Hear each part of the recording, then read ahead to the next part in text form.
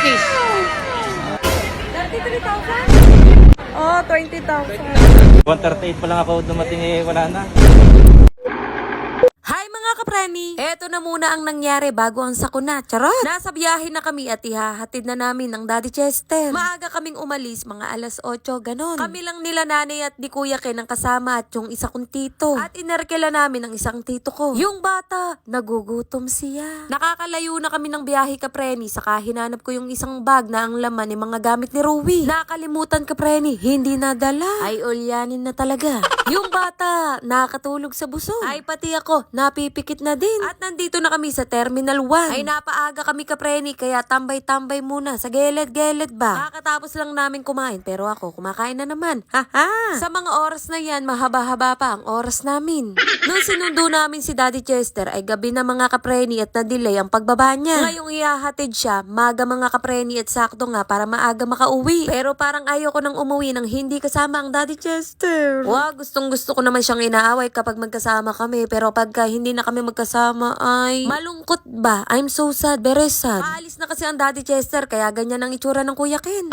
Ang Ruwi-Ruwi naman kapreni, siyang napakalikot. Ay akala yata niya siya ang sasakay ng eroplano. Ay dito sa taas mga kapreni, kapag nagpark ka ng sasakyan, dapat sandali lang. Pero tumambay-tambay muna kami ng saglit dito sa labas. Kahit sino naman mga kapreni, kapag ikaw ay aalis, mas gusto mo pang tumambay ng kaunting oras para makasama ang iyong pamilya. Pero ang mga paa mo, ang pakiramdam mo, parang ayaw mo nang maglakad palayo. Wow, pangiti-ngiti pa sa bedyo-bedyo. Tapos pag-uwi, hay nako kapreni. Ang iniisip na lang at nagpapalakas ng loob ay wala pang bahay. Buti nga kayo, may mga bahay na. Kami ng Daddy Chester, wala pa. Mapapasana all na lang talaga ako sa inyo. Ang ano nyo, napaka-ano nyo. Lumalakas talaga ang loob kapag may pangarap. Ay kaya naman pala mahina ang loob ko. Wala akong pangarap. Hoy kapreni, joke lang yun ha. Bawal magalit dito. Dapat ako lang. Sorry na. 2:30 ang flight niya, pero alauna pa lang ng mga oras na to kapreni at pipila pa kasi siya dun. Basta dun. At syempre, alam nyo na, hindi ito mawawala. Hindi pwedeng hindi gagawin. Charat! Nagyakapan ng mahigpit at goodbye kiss kapreni. Ay parang gusto ko na nga sumama din kay Daddy Chester. Ay pangarap ko kasing makapunta sa Korea. Buti pa ang Daddy Chester, pabalik-balik na lang siya dun. Ay joke lang yun, kayo naman oo, parang hindi mabiro.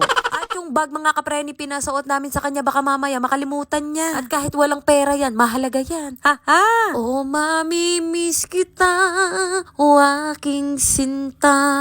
Parang ayoko na nga sumakay ng van kapreni, parang gusto ko na lang talaga sumama kay Daddy Chester. Pautangin nyo na muna ako para sumunod sa kanya. Charot!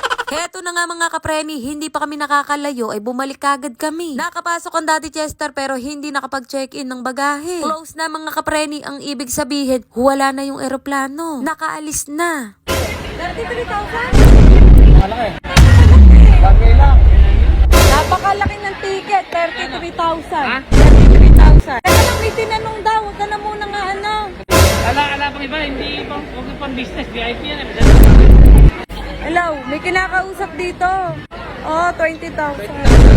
Legit yan, sir? Legit yan, sir? Legit? Legitan. Travel and tour po yan.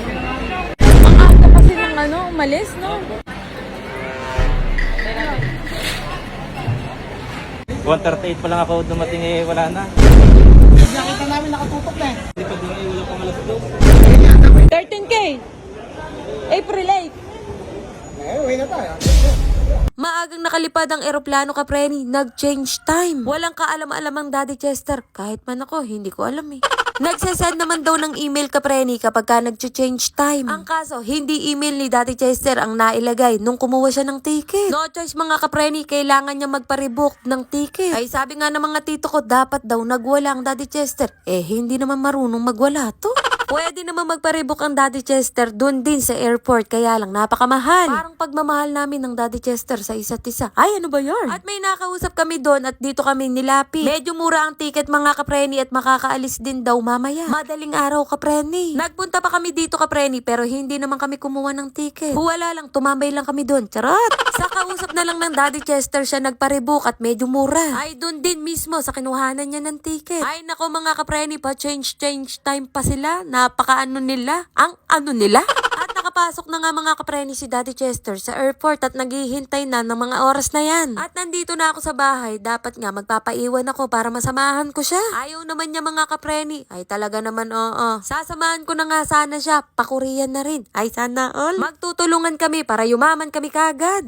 Nasa ibang bansa ang pag-asa ng mga Pilipino. Uy, charot-charot lang. Napakaraming nakapagtapos dito sa atin, ngunit bakit tila walang natira? Nag-a-abroad sila. Gusto ko yumaman, gusto ko yumaman. Kanta yun, kapreni, wala lang sa tono. Sa nangyari na to, kapreni, baka hindi na ulit magbakasyon ng Daddy Chester. Straight to the point ang 3 years. Oh my God. Abay, yung ipinambili niya ng ticket kanina, dapat yun na rin ang pambili niya ng ticket sa susunod na bakasyon. Nasaan ng hustisya? Ay, sa pagsahod pa niya, mababayaran yung ticket kanina. Kaya naman yung may utang dyan na sinisingil na, magbayad ka na, uy. Ay, sino ba si uy? Ha ha! Huwag ganon. Mali yun. Uy, joke lang yun, kapreni, ha? Alam nyo na, nagbibiro ang tao. Lesson learned talaga ang nangyari sa amin na to, kapreni. At buti na lang may mga taong tumulong. Maraming salamat po kahit hindi namin kayo kilala. Charot! O siya, hanggang dito na lang ang video. Maraming salamat sa mga nanood. Bye mga kapreni!